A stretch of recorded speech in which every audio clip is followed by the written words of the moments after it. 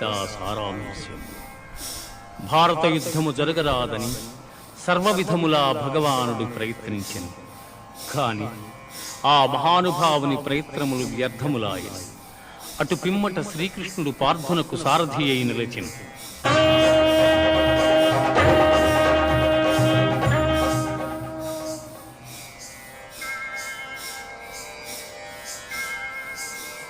యుద్ధరంగమున అర్జునుని కోరిక మేరకు రథమును నిలిపెను.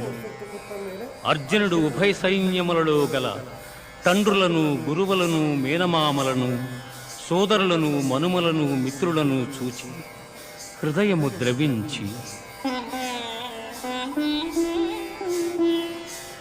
నకాంక్షే విజయం కృష్ణ నచ రాజ్యం సుఖాని చ కిం నో రాజ్యేన గోవింద కిం భోగైర్జీవితేన వా కిం భోగైర్జీవితేన వా. స్వజనమును చంపుటకిష్టపడక నాకు విజయము వలదు, రాజ్యసుఖము వలదు అని ధనుర్బాణములను కింద వైచి దుఃఖితుడైన అర్జునుని చూచి శ్రీకృష్ణ పరమాత్మ అశోచ్యానవ్యశోచస్త్వం